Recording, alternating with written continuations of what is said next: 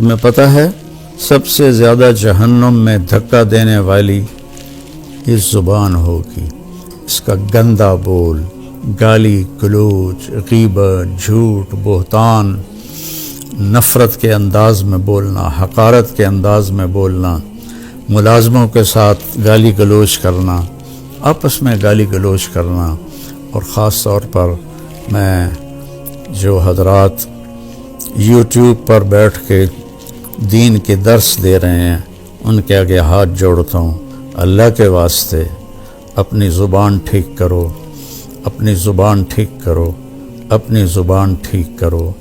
ایسے میرے نبی کے بارے میں آتا ہے ما کان فاحشا متفحشا، میرے نبی کبھی بھی بدخوئی اور بد کلامی کرنے والے نہیں تھے، اور میرے اللہ نے فرمایا فَبِمَا رَحْمَةٍ مِّنَ اللَّهِ لِنْتَ لَهُمْ وَلَوْ كُنْتَ فَظًّا غَلِيظَ الْقَلْبِ لَانفَضُّوا مِنْ حَوْلِكَ، میرے محبوب آپ کے رب کی بہت بڑی رحمت آپ پہ نازل ہوئی تو آپ نرم ہو گئے اپنی امت کے لیے۔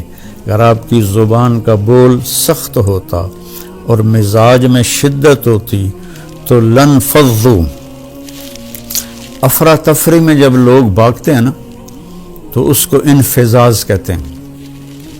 جیسے کہیں کوئی دھماکہ ہو جائے تو لوگ افراتفری میں بھاگتے ہیں جدھر جس کا منہ ہوتا ہے، تو اللہ تعالیٰ فرما رہے ہیں یہ صحابہ جن کے بارے میں اللہ نے کہا کُلًّا وعد اللہ الحسنی، میرے محبوب تیرے صحابہ کے لیے تیرے رب کا جنت کا وعدہ ہے۔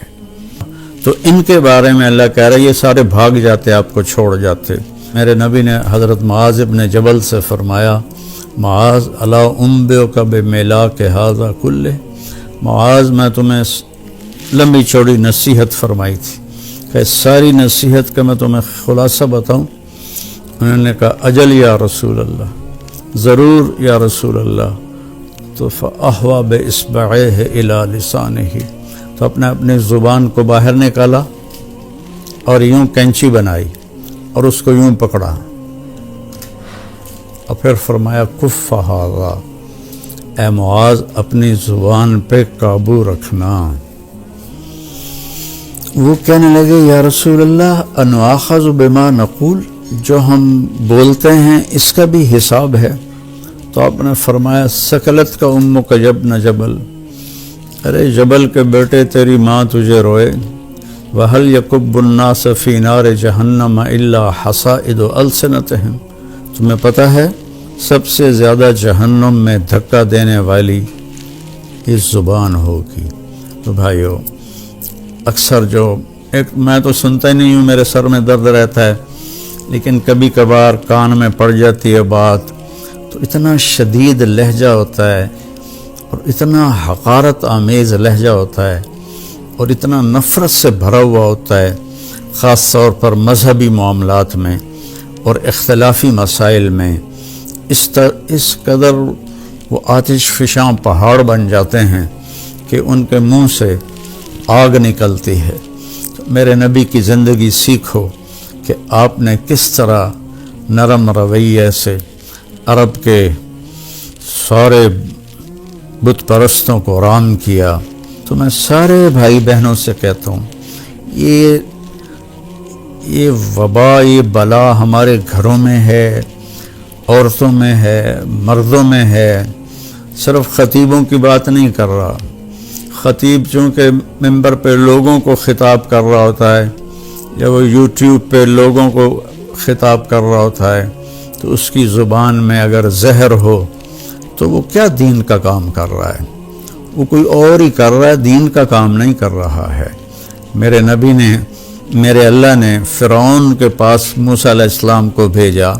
فرعون سے بڑا مجرم شاید ہی کوئی ہو جس نے کہا انا ربکم الاعلی۔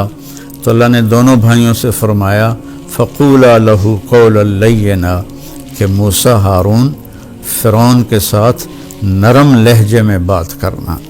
آپ اپنے اختلاف کو ظاہر کریں، لیکن اوروں کے یہ نفرت کا بول اور حقارت کا بول یہ اللہ کے ہاں بالکل پسندیدہ نہیں، اور اس بول میں، اس لہجے میں بات کرنا یہ کوئی دین کی بات نہیں ہے، یہ نفس کی شرارت ہے۔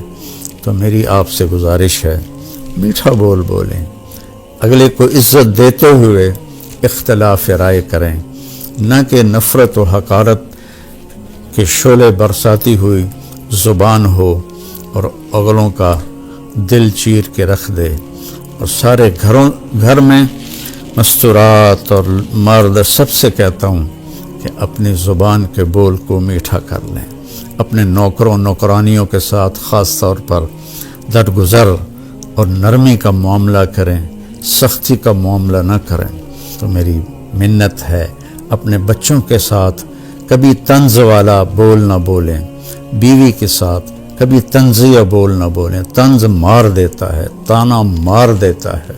اپنے خاوند کے ساتھ کبھی طنزیہ بول نہ بولیں، ماں باپ کے ساتھ خاص طور پر کبھی ایسا بول نہ بولیں کہ ان کے آنسو نکل آئیں یا ان کا دل ٹوٹ جائے۔ ماں باپ کی فریاد سارا مقدر بگاڑ کے رکھ دیتی ہے، اور ماں باپ کی دعا بیڑے مقدر سنوار دیتی ہے، وہاں تک پہنچتی ہے جہاں کوئی شے بھی نہیں پہنچتی۔ اپنے بہن بھائی، اپنے دوست احباب سب کے ساتھ محبت بھری بات کریں۔ کبھی کوئی ہو جائے بول ایسا انسان ہے تو پھر فوراً معافی مانگ لیں، اس سے معافی مانگ لیں۔ میں قربان جاؤں، جنگ خندق میں جب شکست ہوئی پہلے تو صحابہ بھاگے، تو ایک صحابی کا پاؤں میرے نبی کے پاؤں پر آ گیا، تو وہ جوتا جنگ والا تھا، سخت، تاکہ تلوار اثر نہ کرے، تو آپ کے پاؤں پہ وہ اس کا پاؤں آیا تو آپ کو درد ہوا، تو آپ کے ہاتھ میں چھوٹی سی چھڑی تھی، آپ نے اس کو ایسے ماری اور کہا اوجعتنی، تو انہیں مجھے تکلیف پہنچائی۔ چھوٹی سی چھڑی، انہوں نے زرہ پہنی ہوئی ہے، زرہ پر تو تلوار اثر نہیں کرتی، اس چھڑی نے کیا اثر کرنا تھا۔ تو اس صحابی نے وہ سن لیا کہ میرے نبی فرما رہے ہیں اوجعتنی، تو کہنے لگے سارا دن ساری رات میں ڈرتا رہا کہ اب جبریل آئیں گے میری ہلاکت کا پیغام لے کر، اب جبریل آئیں گے میری سزا کا پیغام لے کر، تو ساری رات سوئے نہیں۔ فجر کے بعد اعلان ہوا جس شخص کا پاؤں نبی کے پاؤں پر آیا تھا وہ آ کے اللہ کے نبی سے ملاقات کر لے۔ تو وہ کہنے لگے بس ہو گئی نا وہی بات جس کا مجھے ڈر تھا، اب دیکھو پتہ نہیں کیا عذاب کا فیصلہ ہوتا ہے۔ وہ کانپتے ہوئے ڈرتے ہوئے تشریف لائے، تو آپ اسے دیکھ کر مسکرائے اور فرمایا میرے پیارے، کل میں نے تمہیں چھڑی مار دی تھی، میں اس کی آپ سے معافی مانگتا ہوں، اور یہ 100 اونٹ آپ کو اس کے بدلے میں ہدیہ کرتا ہوں۔ یہ میرے نبی کا معاملہ تھا۔ ایک صحابی نے آ کر کہا یا رسول اللہ، میرا خادم ہے، غلام، وہ غلط کام کرتا ہے تو میں اس کی پٹائی کرتا ہوں، تو اس کا کیا معاملہ ہوگا آخرت میں؟ آپ نے فرمایا تیری پٹائی کو اور اس کی غلطی کو تولا جائے گا، اگر تیری پٹائی بڑھ گئی تو تو پکڑا جائے گا۔ اور تو وہ زار و قطار رونے لگے اور کہنے لگے یا رسول اللہ، اس کا یہی علاج ہے کہ میں اسے آزاد کر دوں۔ تو انہوں نے اپنے غلام کو آزاد کر دیا۔ ہم لوگوں کے دل توڑ کر، کفر کے فتوے لگا کر، ایک دوسرے کو کافر کہہ کر، ہم ایسے اپنے غصے کی آگ میں جل بھن رہے ہوتے ہیں، تو ہماری بات کہاں اللہ کی بارگاہ میں قبول ہوگی؟ تو بھائیو، اختلاف کے بھی آداب سیکھو، اختلاف رائے کے بھی آداب سیکھو، اور بولنے کے بھی آداب سیکھو کہ ماں باپ سے کیسے بولنا ہے، بیوی سے، بچوں سے، خامن سے، بہن بھائیوں سے، اپنوں سے، غیروں سے، کوئی ایسا بول نہ نکلے۔ ابو دجانہ رضی اللہ تعالیٰ عنہ بہت بڑے صحابی ہیں، تو وہ فرمانے لگے ایک دن کہ میں تمہیں بتاؤں، میری بخشش کا سب سے بڑا عمل یہ ہے کہ میری زبان سے کسی کو دکھ نہیں پہنچا اور میرے دل میں کسی کے لیے نفرت نہیں ہے۔ تو یہی دو باتیں سارا